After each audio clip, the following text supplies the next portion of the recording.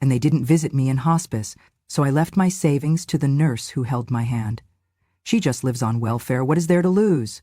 That was my daughter's voice. Calm, cold, like she was talking about a stranger.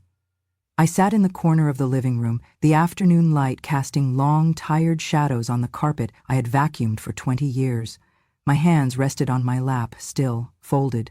The same hands that once held hers through every fever, every heartbreak, every scraped knee. Now those hands weren't even worth looking at. Across from me sat my son Mark, his wife with her arms crossed, legs bouncing in impatience. My daughter Elaine stood by the fireplace, phone in hand, half listening, half texting. Only my youngest, Peter, wasn't present. He lived out of state, and to be honest, that was probably for the best. He'd only be another voice nodding along. Mom, Elaine finally looked up. The lawyer's coming at 4. It's just a signature, a formality. We're just organizing things, in case, anything happens. Mark cleared his throat. It's not like we're kicking you out, it's just logical, practical. The house is old, the stairs are dangerous, you've had 2 falls this year, and the nursing facility has full-time care, his wife chimed in. It's nice, really. I didn't say a word. They thought my silence was consent. It always had been. I had been silent when Elaine borrowed money and never paid it back. I had been silent when Mark missed 3 Mother's Days in a row. I had been silent when his wife called my decor dusty and told me my roast chicken tasted like the 1950s. I had been silent when they stopped calling, when the visits turned into obligations, when the laughter left the house but the judgment stayed. But I wasn't deaf, and I wasn't blind. I saw the way they looked at me, like a task, a responsibility, a piece of old furniture that took up space but couldn't be thrown away. Elaine tapped her phone, sighed, and said it again. She just lives on welfare, what is there to lose? Mark nodded slowly, turning to me with a rehearsed softness. Mom, you raised us to be smart. This is smart. This isn't about love, okay? It's about logistics.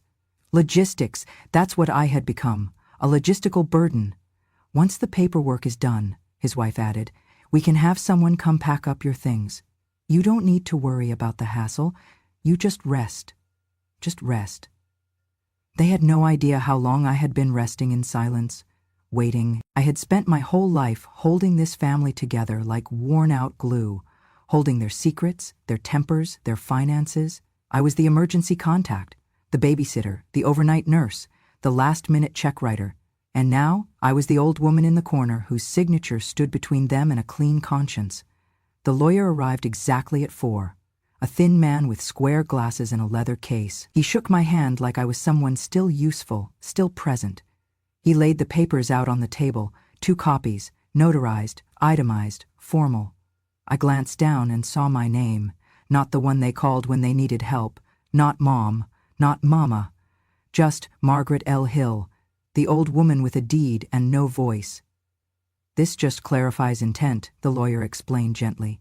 Power of attorney, distribution preferences, medical directives. Mark handed me a pen. It's all standard, Mom. We just want to do this now, before things get harder. Elaine added, you're not dying, but you're not getting younger either. I looked at the pen. I looked at their faces. I looked at the space between us that used to be filled with memories and now felt like a courtroom. Then I smiled. The same smile I gave them when I hid my broken wrist after a fall so they wouldn't worry. The same smile I wore when I wrapped gifts with money from a job they never knew I still had. The same smile I gave myself in the mirror when no one called on my birthday. I'll think about it, I said, sliding the papers back. Mark frowned. There's nothing to think about. Elaine's voice tightened. Mom, don't make this harder than it is. I stood up slowly, letting the silence settle like dust on an unused mantle. I've made everything easier for all of you your whole lives, I said. Let me have this one moment. And I left the room. I didn't shout, I didn't cry, but in my chest something stirred. Something that had been asleep for a long, long time. Not anger, not sadness, something simpler, resolve. Because for the first time I realized what they really thought of me, and for the first time I was going to show them how wrong they were. There's a strange kind of silence in early mornings just before the sun rises. That was always my favorite time, when the house was quiet and I could pretend, just for a few minutes, that the world still needed me. Most people don't know what it's like to start over at 36, with 3 children and a bank account so empty it might as well have laughed in your face. But I do. I started over with nothing but my hands and my name, and I worked both to the bone. After my husband died, I didn't cry much. I couldn't afford to. Grief was a luxury for women who had time to break down. I had mouths to feed and rent to cover. I had a mortgage that didn't care I was a widow. I had a baby still in diapers and 2 more asking when Daddy was coming home. So I went to work. At first, it was cleaning houses. I scrubbed strangers' toilets while wearing rubber gloves too big for my hands. I smiled when they told me not to touch the crystal, even though I dusted my own wedding glasses with care just the night before. Then it was waiting tables on weekends, then folding shirts at the department store, then tutoring neighborhood kids in reading after dinner. I stitched hems, baked pies, cleaned gutters, mowed lawns, whatever would bring in an extra $5 or $10. We didn't have dinners. We had survival meals, rice with canned vegetables, toast with margarine. Sometimes I told the kids I wasn't hungry so they could have seconds. I drank hot water and called it tea. They never asked why I didn't eat. They never asked where the new backpacks came from or how the light stayed on when I hadn't bought myself a coat in 6 winters. They just lived. And that's what I wanted. I wanted them to live without shame, without fear, without the weight of the struggle I carried every single day. But I carried it, every ounce of it. I remember one winter the pipes froze in the kitchen. We had to boil water on the stove just to wash dishes. I soaked my hands in warm water until the skin peeled. That year I caught the flu and kept working anyway. I couldn't afford to stop. I couldn't afford to be weak, and every time I got paid, no matter how little, I set something aside, $1 here, $5 there, sometimes just coins. Eventually, I opened a secret account, one the kids didn't know about.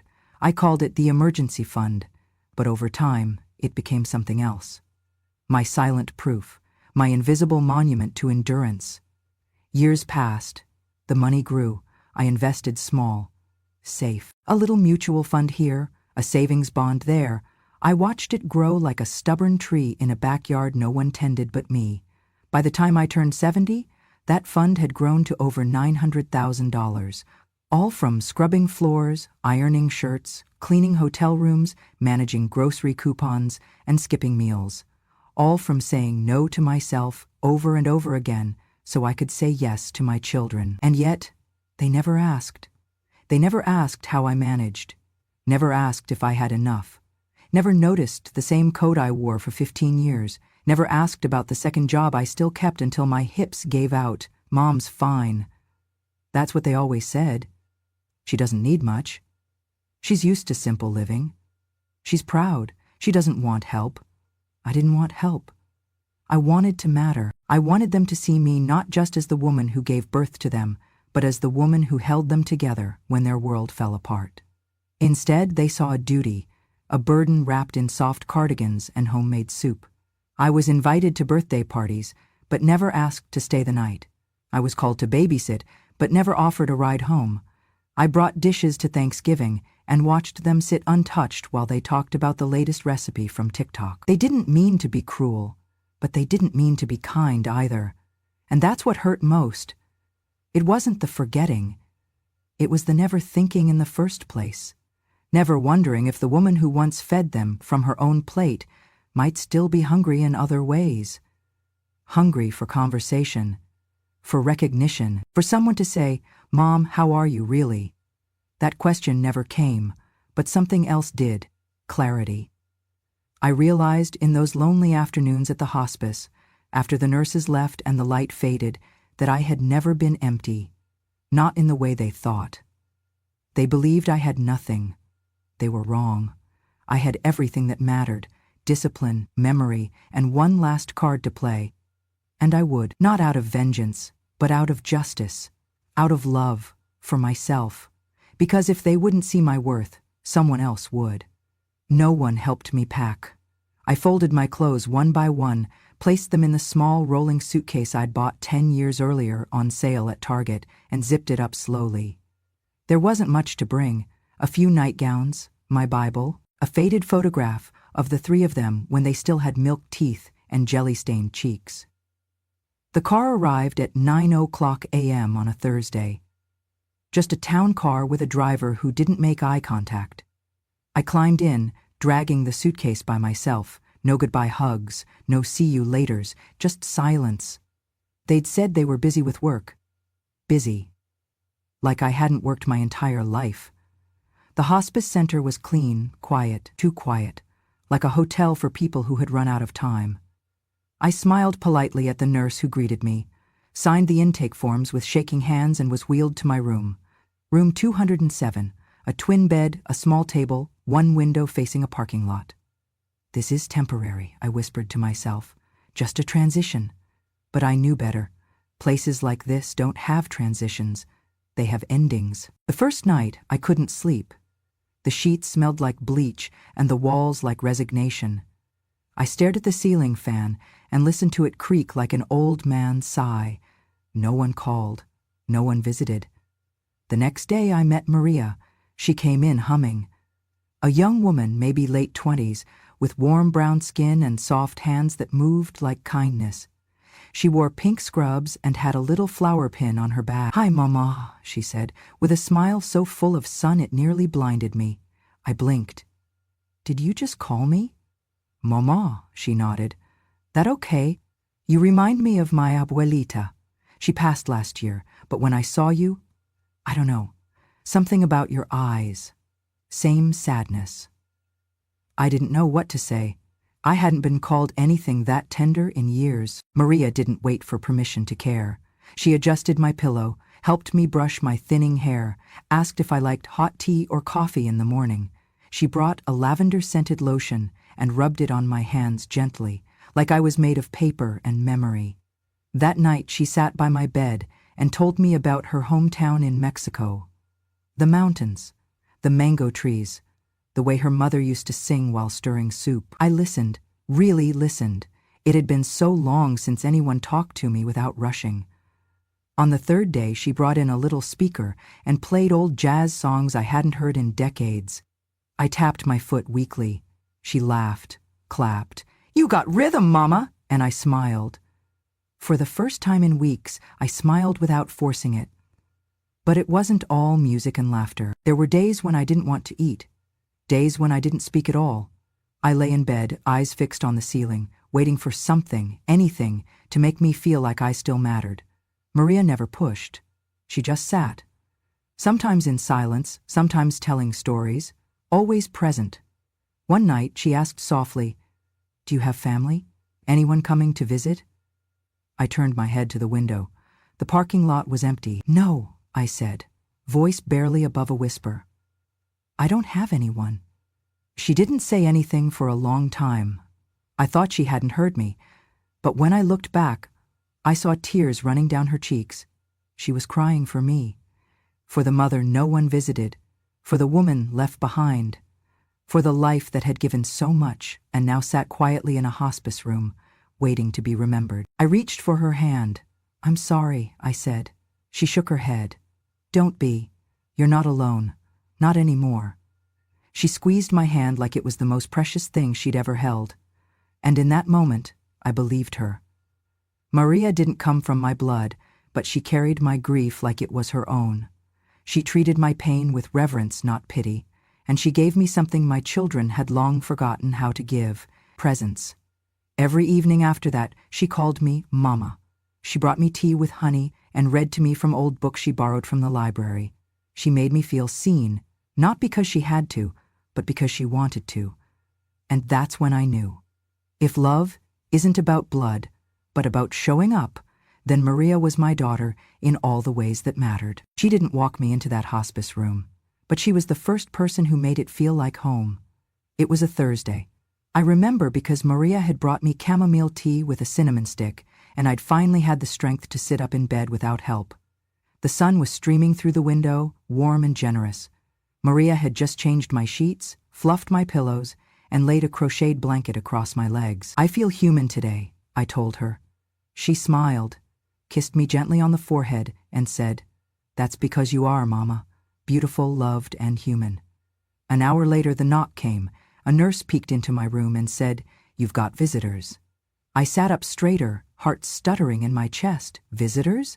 I hadn't had any since I'd arrived. Not one call, not one card. And now? Visitors? I tried not to hope, but hope, as always, betrayed me a little. Mark stepped in first. My son, 47 now, a little grayer, still carrying himself like the world owed him something. Behind him was his daughter, my granddaughter, Olivia.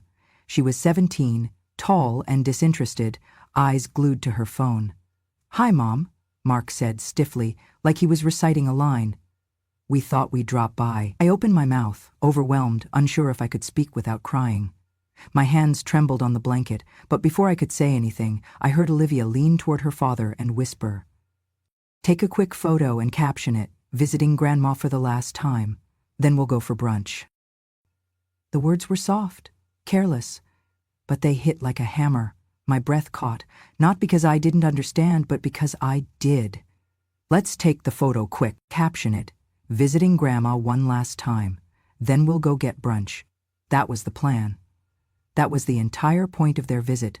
A photo, a post, a plate of pancakes, grief, performance style. I couldn't move, couldn't look up. My hands, which had once buttoned Mark's school shirts and braided Olivia's baby hair, curled into fists under the blanket. They approached the bed. "Say cheese, Grandma," Olivia chirped, flipping her camera to selfie mode, positioning herself just close enough for the frame, but not for connection. Mark crouched beside her, hand resting lightly on my shoulder. I smiled, not for the camera, for the confirmation. Maria stood in the corner, frozen. She had witnessed it all. The truth, the betrayal. When they left, 10 minutes later, without asking how I was, without staying for tea, without even a second glance, I turned to Maria. "Do you still have your phone?" She nodded, eyes wide. "Can you take a photo of them walking out, just as they leave the building?" She didn't ask why, she just did it. Two figures, backs turned, walking to a car with coffee orders already in hand. One had posted the photo already. I saw it on her Instagram later.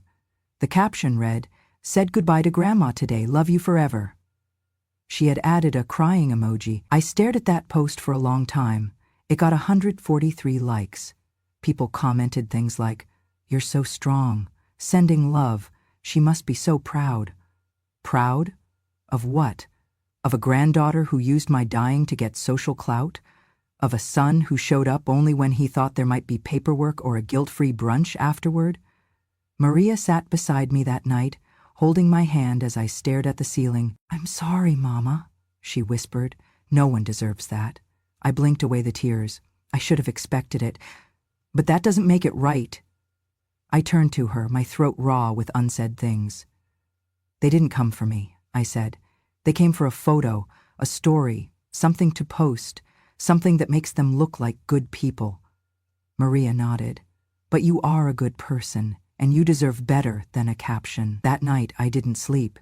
I stared at the printout of Olivia's post. Maria had helped me screenshot it and email it to herself, then printed it at the nurse's station. I tucked it into the drawer beside my bed, along with the photo Maria had taken of them leaving. Evidence. Not for court, for clarity, for memory, because someday they would say they had been there, that they cared, that they showed up, and I would have proof that they did, just not for me. The room felt colder after that visit, like the sun had pulled back its warmth out of embarrassment. But Maria stayed. She brought me hot chocolate with extra marshmallows, sang softly in Spanish until my shoulders stopped shaking, and laid her hand over mine like an anchor. "I don't have brunch plans," she said, smiling sadly. "I've got nowhere better to be than here." And I believed her. She didn't take a photo, she took my pain, and made room for it in her heart. I wasn't trying to listen in. Truly, I wasn't. Maria had left her tablet on the bedside table. I was reaching to turn off the soft jazz she'd been playing during lunch when I saw the screen light up. Family Zoom call. Mark, Elaine, Peter. My fingers froze above the screen. Mark, Elaine, Peter, all three of my children. Together. I hadn't seen them all in one place, virtual or real, in over a year. I should have looked away, should have turned it off, but something in me, an ache too deep to ignore, reached forward and tapped the screen, just enough to let their voices spill into the room like cold water. Elaine's face filled the frame first, framed by her modern kitchen and 2 floating shelves decorated with fake plants. She was already mid-sentence. We just need to hold it together for another couple weeks, max. She's not going to last much longer. Don't say it like that, Peter muttered, though his voice lacked conviction. Mark joined with a snort. Come on, we're not monsters, we're being practical. Elaine laughed. Right, like let's just do what good children do. Post a few more throwbacks, send a flower basket, keep up appearances. Then we can move on. I felt my body go still. Not tense, not angry, just still. A kind of stillness that comes when something you've long suspected is finally confirmed, when you stop hoping for the best and just accept what always was. Peter scratched his beard, glancing sideways as if checking to make sure no one overheard him. Look, she probably doesn't even know what day it is anymore. Her nurse does most of the talking. What's her name, Maria? Elaine waved her hand. The Mexican girl? Yeah, she's sweet. Probably the one actually caring for her. Mark leaned back in his chair, fingers steepled beneath his chin. Well, she can keep doing that. As long as Mom signs the final version of the will, we're fine. She doesn't need to worry about anything else. We'll handle the rest. Elaine leaned closer to the camera. Just keep the narrative clean, okay? None of us want to be the kid who dumped Mom in hospice. Let the neighbors think we're being dutiful. Right, Mark chuckled. Let's not tank our reputations over this. A few more weeks of pretending won't kill us. I clicked the screen off. Silence returned to the room like an old friend. I lay back on my pillow, staring at the ceiling, the words still ringing in my ears. Let the neighbors think we're being dutiful. A few more weeks of pretending. She's not going to last much longer. They weren't grieving. They were managing. Curating their image.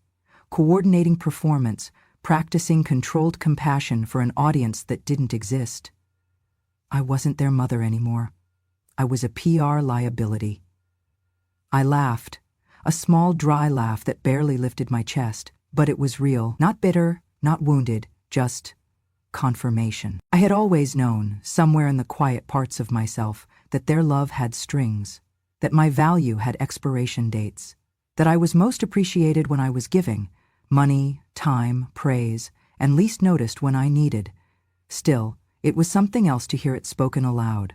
Pretend to care, keep up appearances. Probably doesn't know what day it is. I knew what day it was. It was the day I stopped pretending they would ever change. Maria walked in moments later, holding a tray of tea and shortbread cookies. She saw the look on my face and her smile faltered. Everything okay, Mama? I turned to her, eyes clear. Yes, sweetheart, everything is finally clear.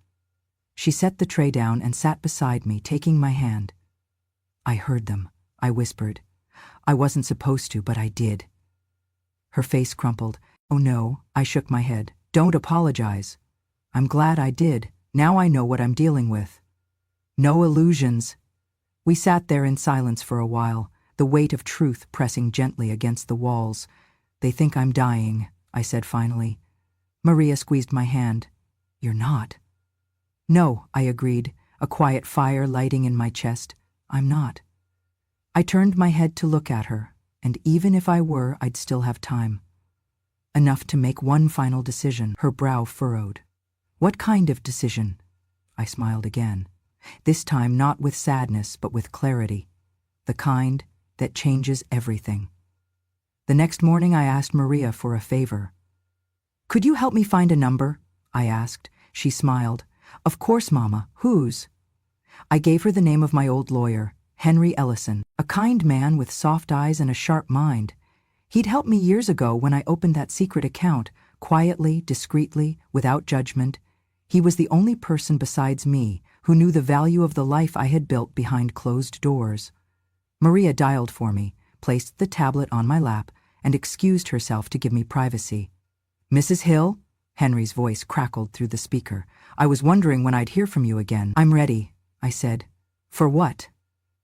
to make it official. 2 days later, Henry arrived at the hospice. He looked older, more stooped, but still sharp as ever. He brought paperwork, a notary, and eyes that didn't flinch when I said what I wanted. "I want to revise my will," I told him. "Everything. My savings, my investments, and especially the apartment I just bought in Lakeside Hills. I want them transferred to Maria Reyes." He raised an eyebrow but said nothing. "Also," I added, "I want to initiate legal adoption. I want her to be my daughter, officially." There was a pause. Not from shock, but from awe. Henry adjusted his glasses. "You understand what this means, Margaret?" "I do," I said, "better than anyone." Over the next week, I signed forms, answered calls, and whispered intentions that had taken decades to form. I watched as the transfer of assets began. The stock portfolio I had quietly grown, modest but solid, now bore Maria's name. The hidden savings account, built penny by penny, was redirected. And the apartment, a one-bedroom place with a view of the lake, just 15 minutes from the hospice, was finalized. "I found it last year," I told Maria, handing her the keys with trembling fingers. "I wasn't sure who it was for. I just knew someone would need it. Turns out, it was you." Maria looked at the keys like they were too heavy to hold. "I can't accept this," she whispered. "Yes," I said gently, "you can. Because you didn't ask for it. Because you earned it."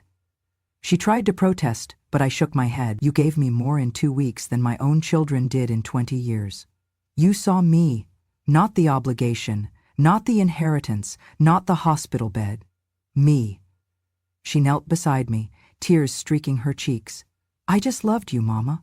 That's all. And that," I said, placing a hand on her head, "is everything."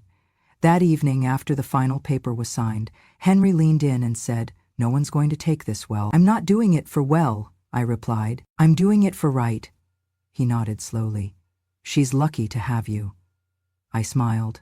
"No, Henry. I'm lucky to have her." The official adoption came through 2 weeks later. Maria stood in the hospice hallway, holding the papers in shaking hands. "Daughter of record, Maria Isabella Reyes." She wept as she read it out loud. Not from greed, from grace. We had no balloons, no cake, no announcements, just 2 women, one who had been discarded and one who had stayed, now bound not by blood but by choice. That night I told her, "You're not a replacement, you're a reward." For all the years I thought love had left me, she curled beside me on the hospice bed, like a child again, her arms wrapped around mine. "They won't understand," she whispered. "No," I said, "but one day they'll know, and that will have to be enough." The lake apartment sat quiet and untouched for now, but I knew she would fill it with life. Flowers in the window, books on the shelves, laughter in the kitchen, maybe even a framed photo of the 2 of us by the bedside. My children would wonder where everything went. They would call lawyers. They would search bank accounts. They would find nothing. And eventually, they would find her. And they would realize the fortune they assumed never existed had found a home in the hands of someone who never expected anything at all. After the papers were signed and the calls stopped coming, Maria moved in. Not officially, not with boxes and bags, but with her presence. She started staying longer shifts, bringing her meals, sleeping in the recliner by my bed, wrapped in a quilt her grandmother had sewn. The other nurses smiled and said nothing. They understood. We made a little life for ourselves inside room 207. In the mornings, she brewed coffee and brought me a cup laced with cinnamon and cream. We'd sip in silence while the sun warmed the window pane, watching the birds perch on the feeder outside. She named them: Gertrude, Harold, Thelma. And I pretended not to remember their names the next day just so she'd tell me again. At noon, we cooked.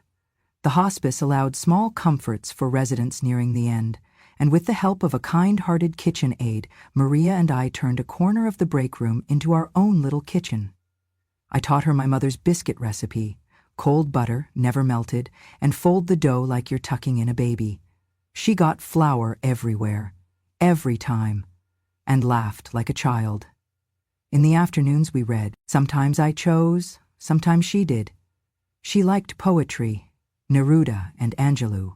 I liked old stories, Steinbeck, Austen, the Brontes.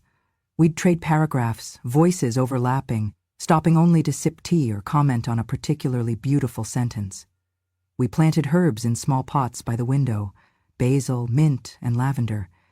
She made labels with little smiley faces.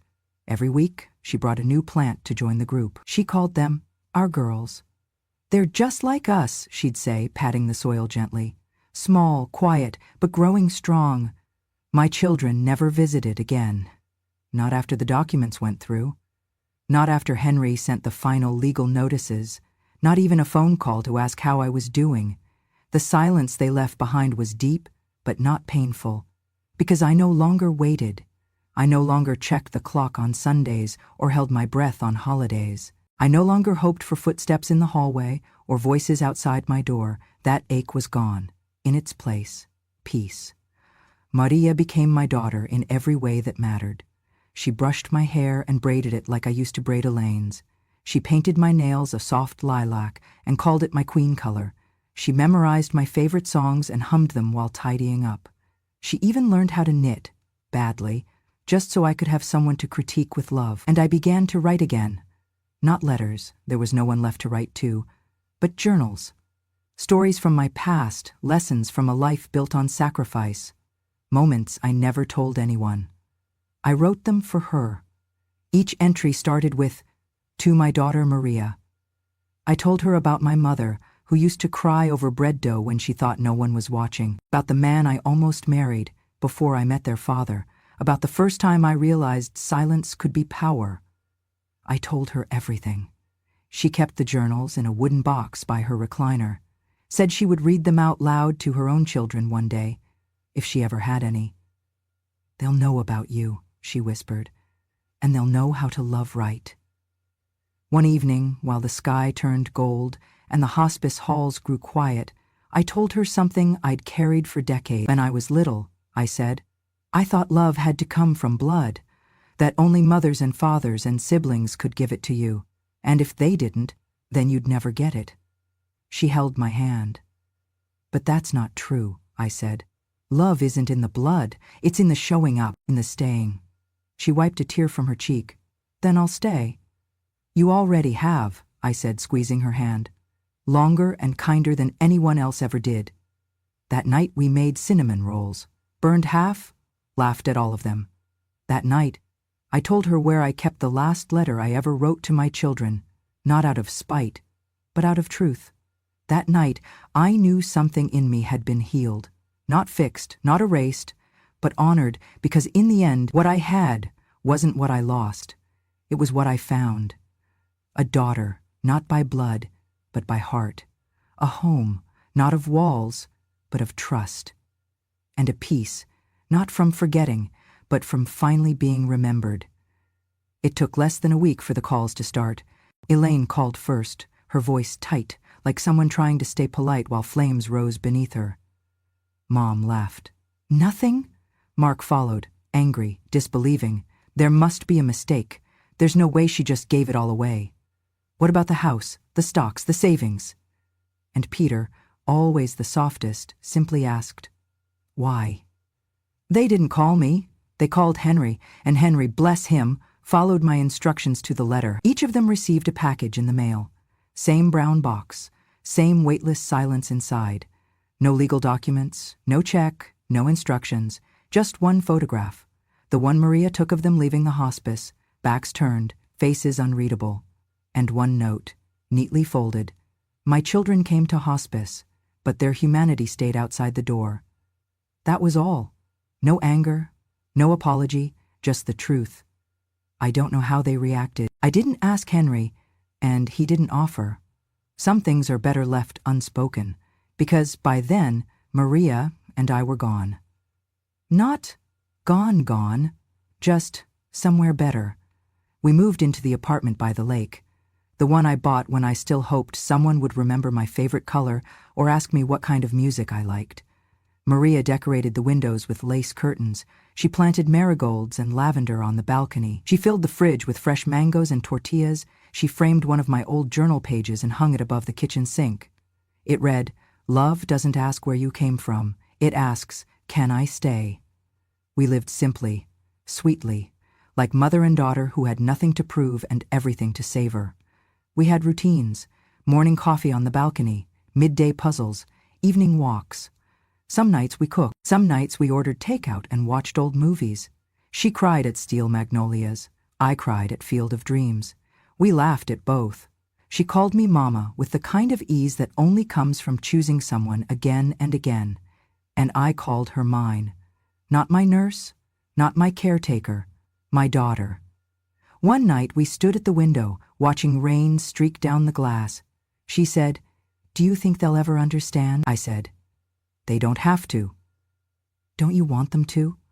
I paused, then smiled softly. I wanted them to show up, and they didn't. That's all I needed to know. She rested her head on my shoulder. "I'm sorry." I kissed her hair. "Don't be. You're here, that's what matters." And it was, because healing doesn't always come from the ones who hurt you.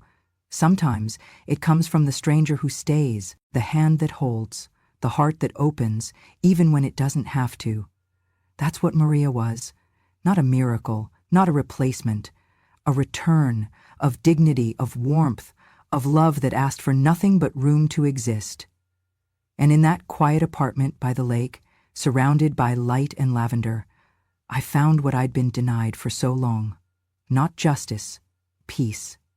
Not retribution, recognition.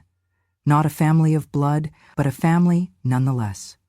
If you've ever been treated like a burden, if you've ever sat in silence while they spoke over you, if you've ever been forgotten by those you gave everything to, then this story is for you. Your silence wasn't weakness.